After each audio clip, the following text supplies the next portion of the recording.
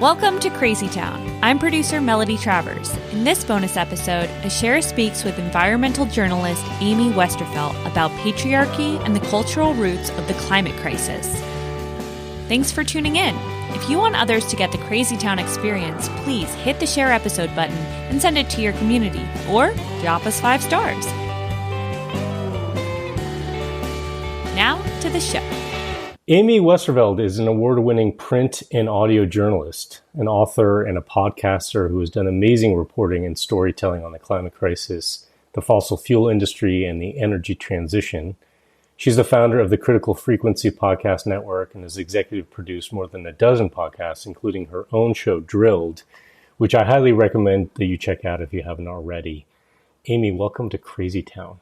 Thanks for having me. Yeah. So I wanted to talk with you just briefly about the deep roots of the climate and sustainability crisis. You partnered with a podcast called Scene on Radio, which is one of my absolute favorites. We've actually encouraged folks in the past to listen to the Seeing White series in particular. Yeah. And you worked with them on a series called The Repair, which explores the cultural roots of the climate crisis and the deep changes that we in Western society will need to make. Can you just talk a little about like the impetus for that project and the general arc of the season? Yeah. So, well, first of all, yes, Scene on Radio was one of my favorite podcasts long before I ever got the opportunity to work with them. So I was like a total fangirl when John Buen initially reached out to me. I was like, I don't blame me? You want me?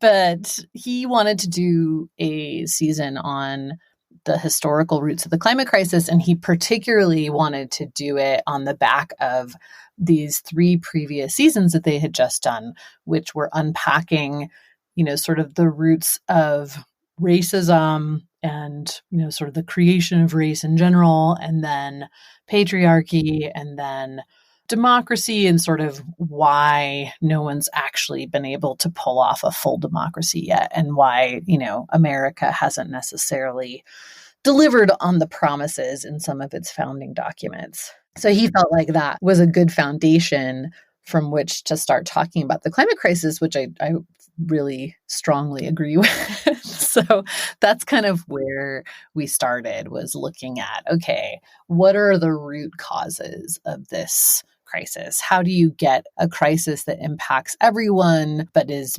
being kind of managed by a small group of people making these big decisions? How do you end up with a situation like that, where just a small group of people has so much power to sort of dictate how the entire planet is going to move forward? Yeah. Were there any things that really surprised you in the course of doing the season? You know what actually totally surprised me, and it seems so silly now, but there was this moment where John was interviewing this economist in Europe, Christian Felber, and he was interviewing him about economic systems and what needs to change. And, I think John might have even gone into that interview thinking that, that Christian was going to be super anti-capitalism, but he was like, no, like you can have capitalism if you want. Like there's nothing that says that the core value in capitalism has to be extraction. Actually, like you could have a capitalist marketplace that values well-being and the viability of life on Earth. We just don't do it that way. And I thought it was like oh yeah, that's true. Like I think there are these understandings that we have that feel really immutable, and it's great to have those moments where someone just says something that makes you sort of cock your head and go, oh yeah, that was just like one person's idea of this system. We don't have to do it that way. Yeah, I suppose that's true, that where there is debate about the form of the economic system, you have people challenging the capitalist model, certainly the capitalist model that we have, but you also have economists in particular, those that are steeped in kind of the traditional study of economics, who also define capital and capitalism in the same way, right? Right. So I guess you're talking about maybe like an in-between a bit. Right. Or just, I think Felber's point was like, no matter what system you choose, you have to rethink what you're going to value in that system. And right now, none of the systems that we have, none of the economic systems that we have do a particularly good job of valuing the things that we need to, make human life work on Earth for a long period of time.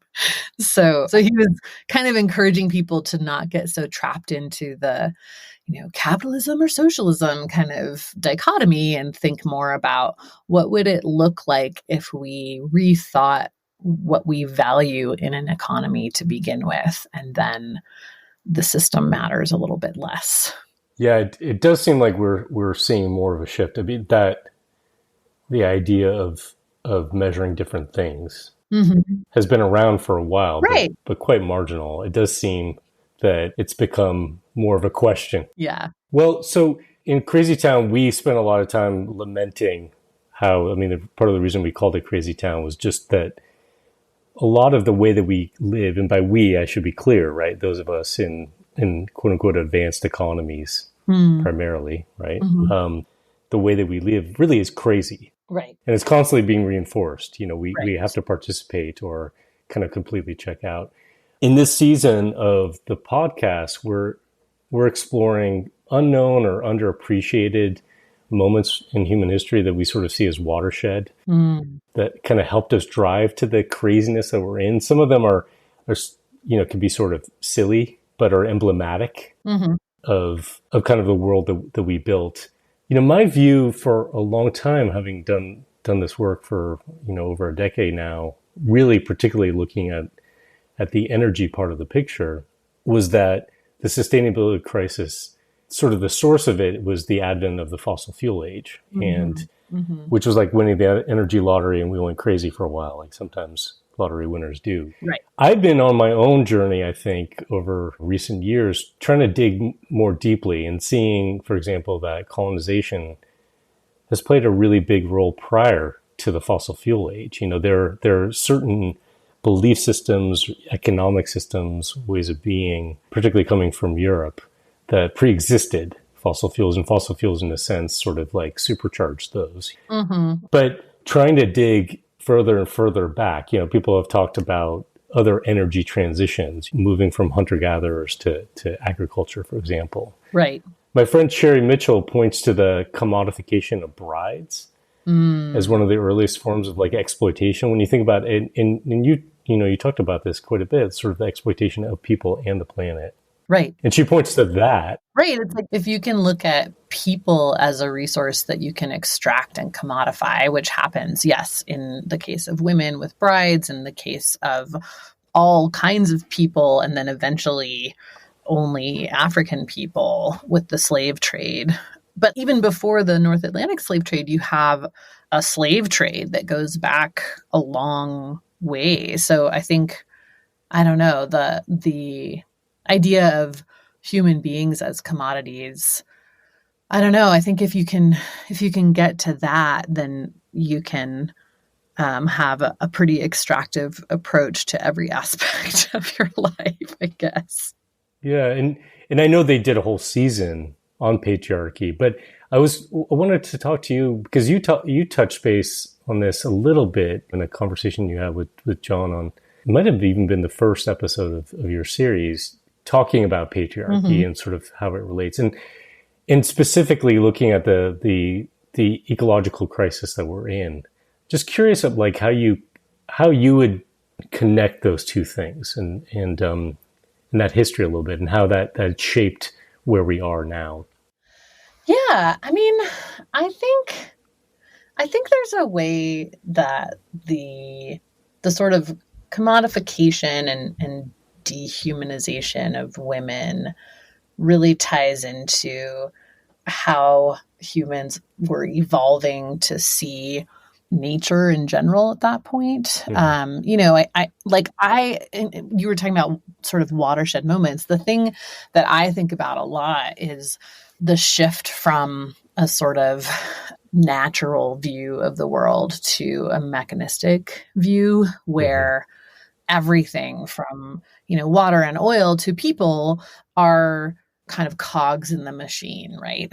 Like that view of the world and how it works is really key to the Enlightenment. So like that goes in some positive directions. And like I'm not at all arguing that organized religion has been good to women for much of the course of human history. But this mechanistic view adds this whole layer to it of, oh, I can just sort of swap in these things that I need to get to where I need to go. And I think that really sets us on this course of thinking about people and natural resources as sort of inputs and outputs and losing the sort of sense of web of life that existed before that. And I get like sort of hesitant talking about this stuff because I don't at all want people to think that I'm,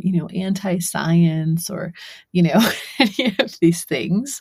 But I do think that shift in perspective really triggers a whole bunch of other things that you wouldn't necessarily associate with, the scientific method and, that kind of thing. Like even the bulk of our laws today are very much derived from this mechanistic view of the world. So, when you get into environmental law, for example, it's very much about resources as commodities. And, even natural resource management is mostly done with this view of how do we manage this resource so that it continues to benefit the economy, that it continues to benefit humans, versus how do we kind of live in harmony with this ecosystem that we are a part of and connected to. Yeah, on the topic of the Enlightenment and science, the role that science has played,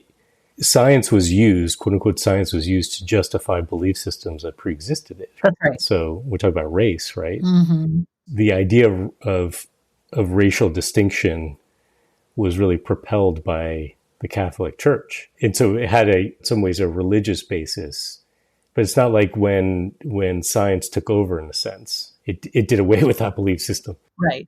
But science gave it a sort of like extra layer of legitimacy. When you look at that time period, there were really well-respected, very powerful philosophers and writers who were absolutely more progressive than the most left person you will meet today. Yeah.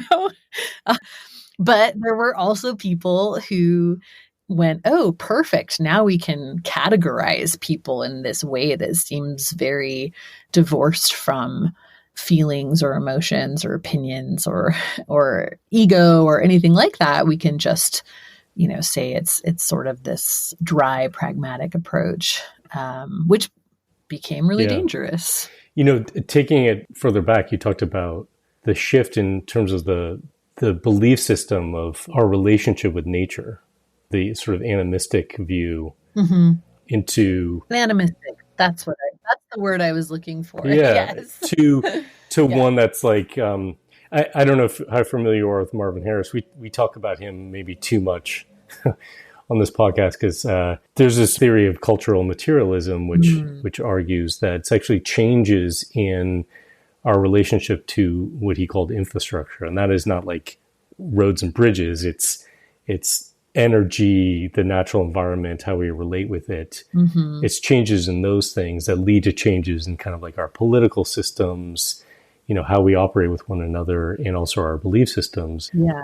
It's kind of compelling to think, and I think history is much more messy and muddy than this, but a shift to agriculture, people have argued, leads us to look to the sky for rain and sun in a belief in sky gods versus seeing that every rock, every plant, every being is somehow codependent in a sense on each other. And right. And I just, curious if you share sort of the view that one thing can lead to also then thinking like, well, especially when you create hierarchies in societies and more complex societies, that now women are viewed as subordinate to men, and then other humans are subordinate to other humans. Yeah, just curious what your take on that would be.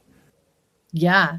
Yeah. I mean, I think that's super interesting. And I think there's a ton of evidence for that throughout history.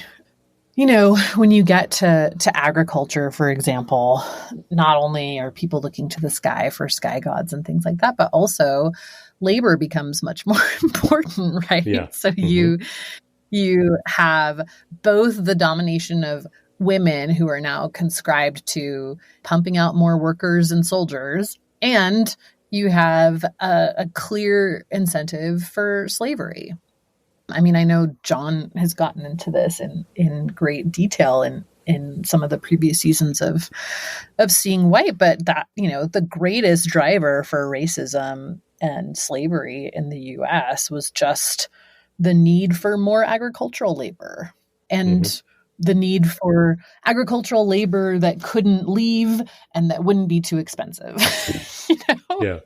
So I think, I mean, that to me is the thing that I kind of obsess about the most on the climate question, is just that, like, all of these things are so entwined, and therefore when people look at the climate question and they think, oh, we just need to replace this one energy source with this other energy source, I think we run the risk of really perpetuating false solutions and just continuing on the same path in a way that might have some positive impact on this one issue of emissions, but will create a whole other barrel of issues down the road. Like, I really think that, I don't know, we almost need like another enlightenment where people really grapple with thinking through what we value as a society,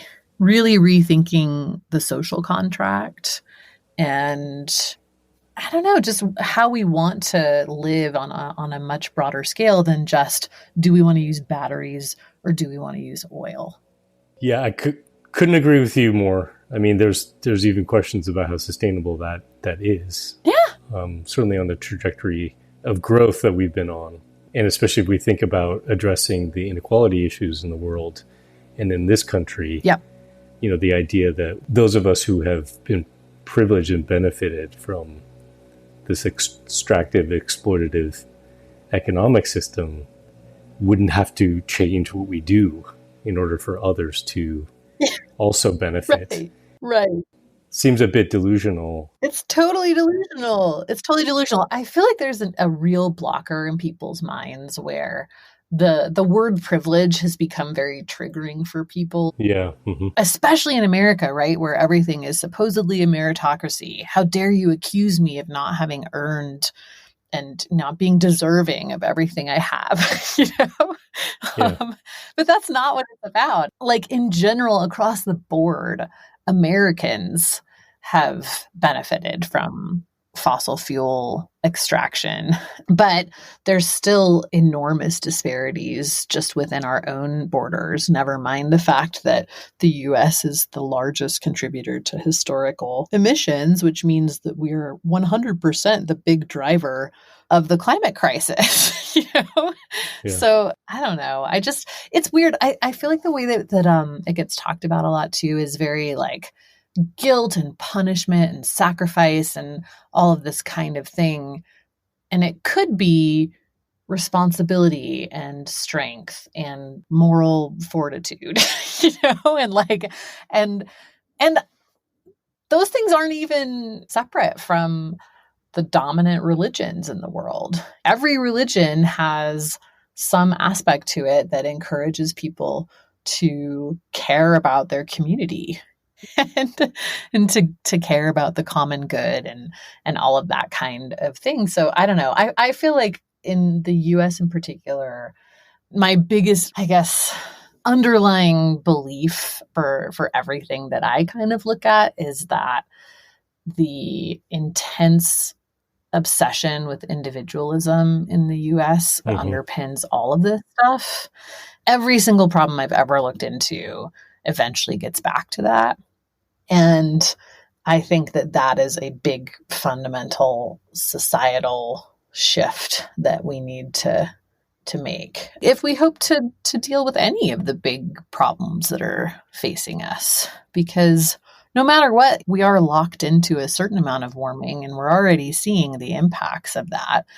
And when big extreme weather events happen, like fires that you and I have both dealt with, or, the hurricanes or floods or whatever, you need that community fabric to be strong. And we don't have that at all in this country. It's unnatural. That constant pushing for individualism it is not how we evolved as a species. Yeah. We are a social species. And I think we've disconnected people from that in order to participate in a transactional economy and replace sort of meaning of relationships with things. Mm-hmm. And I think it also just feeds that sort of emptiness that people have. It's interesting, though, you talked with John a little bit about the shift that also happened millennia ago around thinking that life was fated and preordained, to feeling like people had agency of some kind.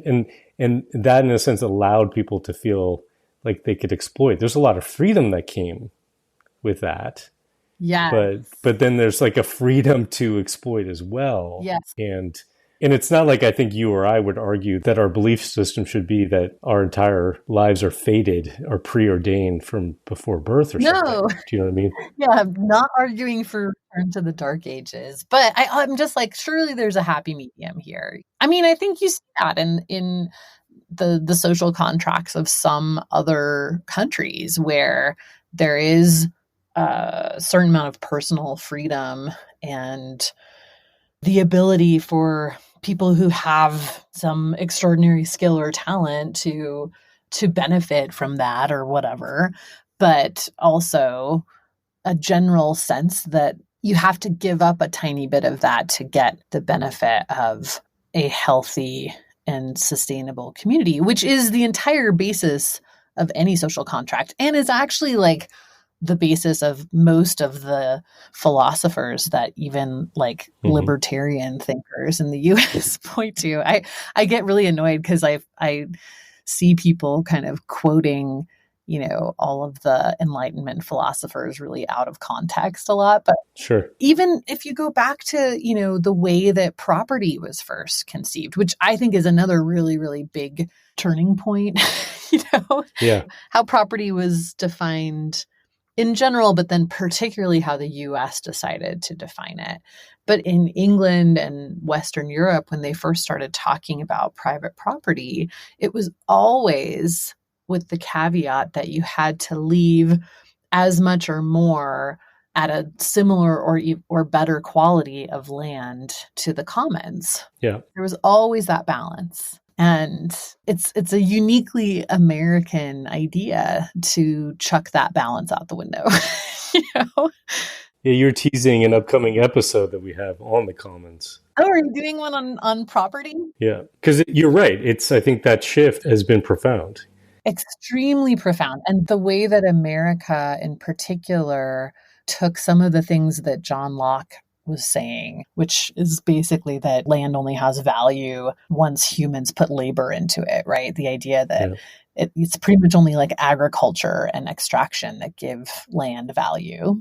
That gets really baked into US property law right from jump, as does like we are the ones that got rid of the idea that like water and minerals and things like that remain the property of the government or the public or the commons or whatever. And that creates so many big issues, right? Because if you look at, okay, well, I want to drill a well on my land for gas or oil, and then I can profit from that while also ruining a water source, it becomes really complicated really quickly. But I mean, that's also what fuels the oil boom, is that you have all of these independent wildcatters that can grab a tiny bit of land and try to get rich. It also like really, really ties into the whole American individualism thing too. I don't know. You see this in the sort of early 1900s of just like all these things colliding at once. Yeah, and then the incentive structure to focus on the near term That's right. over the long term. I want to leave it on a really tough question for you. Sorry. Okay. I'm going to apologize in Okay, I'm ready. advance. We talked a little bit about how it's necessary when you see the climate crisis as, in effect, a symptom that could do us in, Right. if we're honest, but a symptom of these larger system dynamics and really comes down in some ways to cultural norms and belief systems. So recognizing that that's what's sort of required. Mm-hmm. But at the same time, you've done all this reporting, you study it, I'm sure, exhaustively. The nature of the climate crisis, the emergency that we're in is so dire and Right. requires this dramatic near-term response. So how do you kind of square those things? The need for this urgent, immediate response and a cultural shift that frankly is going to be generational. Mm-hmm. Mm-hmm.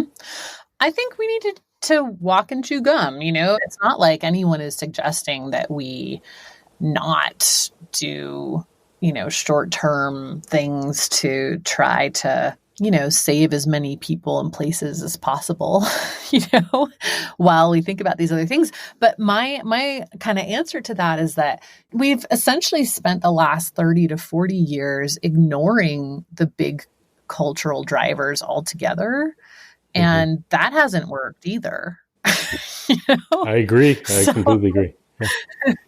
So I think this whole idea, and I find this to be really perplexing about the climate movement, that there is this constant debate about whether we should focus on energy or on culture. And it's like, yeah, both. Mm-hmm. We need to do both. And unfortunately, that means that we will probably have quite a few of what the IPCC was calling in their report today, maladaptation efforts, where something is ostensibly done to address climate change and winds up worsening the problem or creating new problems.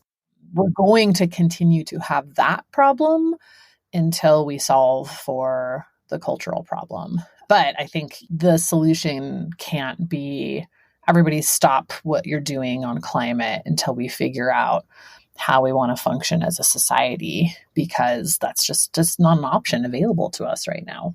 Yeah, I do think we're seeing progress on a certain level in terms of intersectionality. Mm-hmm. Certainly, we're seeing it in terms of climate justice. Yes. I think you can go broader and broader. That takes profound education and asking people deep questions and going back into history a little bit to understand why we got here, which is why I appreciate so much the work that you've done, the season you did with Scene on Radio, the broader work that they've done is, I think without understanding how we got here, it's really hard to know where to go in the future. Totally. And we have to realize that the vast majority of people don't have the time and energy to learn and read and think about these things because they're so busy just surviving. Yeah. Because we live in this very extractive society, so that's where I get really annoyed when I see people who do have the time and the relative privilege to be able to do that,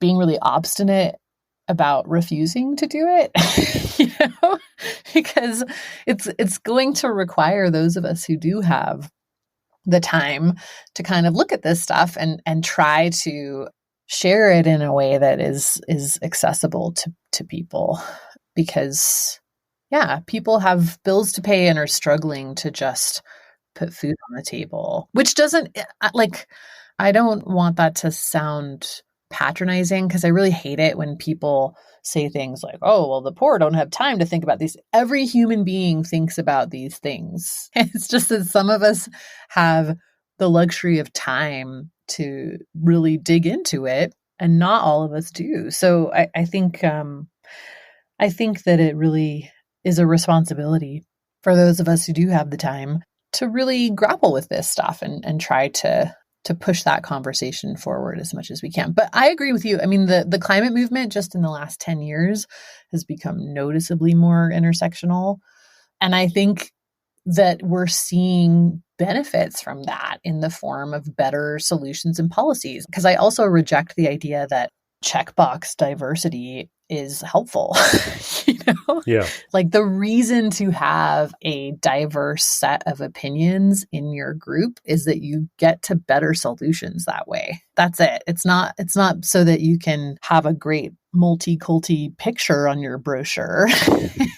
It's because that's how you get to better solutions. And I do think that we are starting to see that. Like I see some people maybe still having some growing pains with that and feeling like there are all these new discussions they're being forced to have, and we're taking our eyes off of the goal of energy transition or whatever. But I think overall it's a net good, and it's a noticeable shift and a positive one. Yeah, I think you're right. The folks who get to listen to our podcasts, your podcasts, are ones who at least have the privilege of time, Yeah, and the capacity to do it. And so I would say it's incumbent on us and on them to dig deeper, to understand the roots of the climate crisis and the other issues that we face, and maybe be on the vanguard of thinking about systemic solutions. Yeah. And really learning from others, not in a patronizing way, but really learning from communities who have been living in a different way. Yes. I mean, you mentioned Sherry Mitchell before, who's brilliant on this stuff. And there are several, and you're finally starting to see the international climate organizations embracing Indigenous communities and Indigenous approaches to things. I would like to see that happen in a more real way, less about tokenizing way. Yeah. Starting maybe with land back. But yes, put your money where your mouth is. Exactly. It's like, okay, if you're going to name the stolen land that you're on, then you need to make the next step and think about returning that land. Mm-hmm. But anyway, I keep seeing that in all kinds of climate things where people will kind of have a ceremonial acknowledgement of the land that they're on, which is great. But then, okay, why can't we have the conversation about the next step from there? But yeah, I do think that learning from Indigenous communities, and even learning from, I also co-host a podcast called Hot Take with Mary Anais Hegler, who's a great writer and thinker on climate justice issues. And she constantly reminds me of parallels between the climate movement and the civil rights movement, and how when people ask her, how do you keep going even though it's so depressing and all that stuff, she's like, well, I come from a long line of civil rights activists, and there weren't a lot of wins in that place for a long time, So yeah, learning from the resiliency of other movements and other people who have tried to work on these big generational shifts in thinking too, I think is important. Yeah. Thanks for your time. I really appreciate it. I can't stress enough or encourage people enough to check out The Repair on Seen on Radio, and also all the other great podcasts you guys have at the Critical Frequency Podcast Network. Thanks so much, Amy. I really appreciate it. Thank you. That's our show. Thanks for joining us in Crazy Town. This is a program of Post Carbon Institute. Get more info at postcarbon.org.